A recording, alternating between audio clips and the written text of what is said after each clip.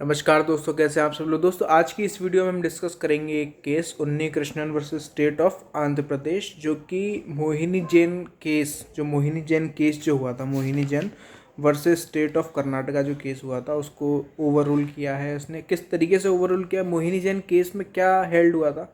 मोहिनी जैन का जो केस था, अगर मैं ओवरव्यू देने के लिए बताऊं आपको, तो एक कैपिटेशन फीस के रिगार्डिंग था कि जो यूनिवर्सिटी है वो अपने मन चाहे उससे मर्जी से फीस नहीं बढ़ा सकती। क्यों? उससे क्योंकि सामने वाले की राइट टू एजुकेशन का उल्लंघन होता है, राइट टू एजुकेशन वायलेट होती है। तो वहाँ पे मुद्दा क्या था कि राइट टू एजुकेशन वाकई में राइट गारंटीड है क्या कॉन्स्टिट्यूशन में। तो वहाँ पे इतना तो साफ कर दिया कि राइट टू एजुकेशन गारंटीड है, ठीक है। और प्राइवेट और स्टेट की एक जिम्मेदारी है कि वो एजुकेशन प्रोवाइड करेगी। अब कैसे करेगी? या तो वो खुद की यूनिवर्सिटी गवर्नमेंट यूनिवर्सिटी से करेगी या गवर्नमेंट एफिलिएटेड यूनिवर्सिटी से करेगी। तो प्राइवेट यूनिवर्सिटी होती तो प्राइवेट है, लेकिन गवर्नमेंट एफिलिएटेड होती है वो। तो गवर्नमेंट का जैसे ही एफिलिएशन लग जाता है उसको, प्राइवेट यूनिवर्सिटी जैसी गवर्नमेंट एफिलिएट हो जाती है, मतलब जैसी गवर्नमेंट लाइसेंस लेना पड़ता है ना प्राइवेट में। ऐसा थोड़ी है कि मैं अगर खुद की यूनिवर्सिटी खोल दूँ, मैं ऐसा तो नहीं हो सकता, लाइसेंस लेना पड़ेगा। तो जैसे ही उसने लाइसेंस ले लिया, इसका मतलब वो एक गवर्नमेंट का एक इंस्ट्रूमेंट बन गई है वो प्राइवेट इंस्टीट्यूट। अब प्राइवेट इंस्टीट्यूट की भी जिम्मेदारी है कि वो एजुकेशन प्रोवाइड करे, राइट टू, क्योंकि राइट टू एजुकेशन गारंटेड है तो अब तो आपको प्रोवाइड करनी पड़ेगी। प्रोवाइड कैसे करेंगे? तो ऐसा नहीं है कि मतलब किसी की फ़ीस, कर्नाटका के बच्चे की फ़ीस 25,000 रख रहे हो और बाहर का बच्चा तो उसकी 60,000 रख रहे हो, तो क्यों? उसकी राइट टू इक्वलिटी वायलेट हो रही है। ऐसा आप नहीं कर सकते। तो प्राइवेट यूनिवर्सिटी पे ये रोक लगा दी। अब हुआ क्या, वहाँ पे ये बोल दिया कि भैया ऐसा नहीं कर रहे हो आप, कि जो ऐसा नहीं कर सकते आप कि किसी की फ़ीस तो इतनी ज़्यादा हो और किसी की फ़ीस इतनी कम। आपको सबकी मेंटेन रखनी पड़ेगी। तो जितनी कम से कम फ़ीस है, जैसे गवर्नमेंट सीट की जो बच्चों की फ़ीस है 2,000, तो सबकी 2,000 ही रखो आप ज़्यादा नहीं कर सकते। ये रोक लगा दी। अब इससे हुआ क्या कि जो प्राइवेट यूनिवर्सिटीज़ हैं उनको नुकसान होने लगा। सीधी सी बात है भैया, अब गवर्नमेंट को तो एड आ रहा है पैसों से, क्योंकि गवर्नमेंट है। गवर्नमेंट यूनिवर्सिटी है, टैक्सेस से उनको इनकम हो जाती है। प्राइवेट यूनिवर्सिटी कैसे करेगी भैया? बात यहाँ पे आके तो प्राइवेट यूनिवर्सिटी बंद होने लगी। प्राइवेट यूनिवर्सिटी बंद होने लगी तो उन्होंने फिर सुप्रीम कोर्ट में एसएलपी लगा दी, स्पेशल लीव पिटीशन। और उन्होंने बहुत अच्छी बात कही। उन्होंने ये बोला कि सरकार की अकेली मोनोपोली नहीं है एजुकेशन पे। हाँ, सरकार दे, सरकार की ऑब्लिगेशन है, हाँ बढ़िया है, कॉन्स्टिट्यूशन में लिखा है, हाँ उनकी ऑब्लिगेशन है, उनको देना पड़ेगा, लेकिन मोनोपोली नहीं है ना, हम नहीं दे सकते क्या? और दूसरी चीज़, अगर आप वाकई में ये वाली बात कर रहे हो, तो दूसरी चीज़ ये है कि क्या एजुकेशन जो है, जो क्या बिजनेस बाकी बिजनेस से अलग है कि मैंने अगर कोई कॉलेज खोल लिया, कॉलेज खोल रहा हूँ मैं, एजुकेशन दे रहा हूँ, तो क्या वो बाकी बिजनेसेस से अलग हो गया क्या? मेरे खुद का आर्टिकल 19(1) के अंदर मेरे पास राइट है कि मैं कोई सा भी मेरा बिजनेस कर सकता हूँ, तो वो बिजनेस के अंदर ही आता है एजुकेशन। और अगर बिजनेस के अंदर नहीं भी आता है तो ऑक्यूपेशन के अंदर तो डेफिनेटली आता है। आप मुझको किस तरीके से रोक सकते हो कि मैं ये करूँ या ये ना करूँ? क्या मेरे पास, अगर मैं बिना किसी गवर्नमेंट से फंड नहीं ले रहा, बाहर से कोई फंड नहीं ले रहा, मेरी खुद की प्राइवेट फंडेड यूनिवर्सिटी है, तो क्या मेरे पास इतना भी अधिकार नहीं है कि मैं खुद की फीस स्ट्रक्चर डिसाइड कर सकूं? क्यों? क्योंकि इंजीनियरिंग की पढ़ाई और मेडिकल की पढ़ाई में बहुत खर्चा होता है। अब इतना खर्चा मुझको कहाँ से निकालूंगा मैं, बताओ? जो बच्चे हैं उनकी फीस से ही तो निकालूंगा मैं।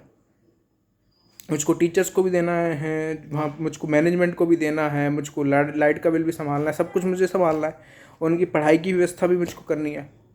तो ये कैसे करूँगा मैं? बच्चों की फीस से ही तो करूँगा। तो इतनी सारी यहाँ पर बात हुई हैं। अब सुप्रीम कोर्ट के पास सवाल था कि सब राइट तो गारंटीड कर दिया, लेकिन क्या ये जो राइट गारंटीड किया है, क्या ये फंडामेंटल राइट है क्या? आर्टिकल 21 के ऐसे उधर से मोहिनी जैन से पकड़ा तो था कि आर्टिकल 21 में right to live with dignity लिखा हुआ है, लेकिन डिग्निफाइड तरीके से जिएंगे कैसे जब तक उनको पता ही नहीं होगा? तो राइट टू एजुकेशन एक इंपॉर्टेंट राइट है, एजुकेशन राइट गारंटीड है, लेकिन फंडामेंटल राइट है क्या? ये उनके पास सवाल था। दूसरी चीज़ कि क्या जो एजुकेशन है वो बिजनेस है क्या? मेन चीज़ ये है कि वो बिजनेस है क्या? ठीक है। अब कई सारे सवाल खड़े हुए हैं यहाँ पे सुप्रीम कोर्ट के सामने। सुप्रीम कोर्ट ने फाइनली एक जजमेंट दिया, और क्योंकि मोहिनी जैन वाले केस में क्या हुआ था ना, उन्होंने बोल दिया कि हाँ right to education is guaranteed under the constitution of India. लेकिन कितना, कौन सी एजुकेशन, कहाँ की एजुकेशन की भैया? पीएचडी की एजुकेशन भी गारंटीड है क्या? वो भी सरकार फ्री में देगी क्या? फ्री में नहीं देगी तो कहाँ तक के बच्चों तक को देगी वो? तो इस केस में ये फाइनल किया गया है कि 14 साल तक के बच्चों को फ्री में फंडामेंटल राइट है। 14 साल तक के बच्चों को राइट टू एजुकेशन एक फंडामेंटल राइट है, राइट टू एजुकेशन। ठीक है। दूसरी चीज़ ये बोली कि जो एजुकेशन है वो एक ऑक्यूपेशन या बिजनेस नहीं हो सकता। क्यों नहीं हो सकता? उस चीज़ के लिए सुप्रीम कोर्ट ने एक बहुत अच्छा कॉन्सेप्ट, बहुत अच्छा उन्होंने एक तरीके से उन्होंने समझाने की कोशिश करी है। वो क्या, कि एक बात बताओ कि क्या एक आदमी खुद से एक यूनिवर्सिटी खोल सकता है क्या? मतलब मान के चलो कि जैसे मेरी अगर खुद की इच्छा है कि अगर मुझको कुछ चीज़ सेल करनी है, मुझको कुछ बोलना है, तो मैं ये कर सकता हूँ। लेकिन क्या एक आदमी यूनिवर्सिटी खोल सकता है क्या? जैसे दुकान के लिए तो लाइसेंस चाहिए रहता है, तो हाँ वो जाके ले सकता है लाइसेंस। तो क्या यूनिवर्सिटी खुद खोल सकता है वो, क्या वो आदमी? मतलब ऐसा है क्या कि उसको यूनिवर्सिटी खोलने के लिए रोका जा सकता है? तो हाँ रोका जा सकता है। अगर हम उनको नहीं जमा कि नहीं ये आदमी यूनिवर्सिटी खोलना है, तो उनको उसको रोक सकते। तो अगर आदमी यूनिवर्सिटी ही नहीं खोल सकता तो कॉलेज भी नहीं खोल सकता। इसका मतलब ये है कि उसका फंडामेंटल राइट तो नहीं है एजुकेशन देना। एजुकेशन बिजनेस की कैटेगरी में तो भैया नहीं डाल सकते हो आप। इसीलिए एजुकेशन जो है बिजनेस की कैटेगरी में नहीं है। फिर दूसरी दिक्कत इनके साथ ये थी कि कैपिटेशन फीस की, भैया कि क्या मैं खुद से फीस भी स्ट्रक्चर डिसाइड नहीं कर सकता क्या? तो सुप्रीम कोर्ट ने बोल दिया कि हाँ बिल्कुल डिसाइड कर सकते हो। कैपिटेशन फीस जैसा अब आपके ऊपर कोई वो नहीं है, रोक टोक नहीं है कि इतना ही करना है, इतना नहीं करना है, ये वो आप अपने हिसाब से करो। लेकिन एक सीलिंग लिमिट तो गवर्नमेंट तय करेगी, देखो कि इससे ऊपर आप नहीं जाओगे, इसके नीचे आपको जो करना है, जितना करना है आप करो, कोई दिक्कत नहीं है, इसके ऊपर तो आप नहीं जाओगे। ठीक है। और दूसरी चीज़ ये बोल दी कि क्योंकि इसमें वो एड का भी बहुत था कि गवर्नमेंट को तो एड मिल जाता है, प्राइवेट इंस्टीट्यूट को तो एड नहीं मिलता है। तो ये बोल दिया कि एड लेना, प्राइवेट इंस्टीट्यूट को एड लेना, एड लेना ये राइट नहीं है उनका।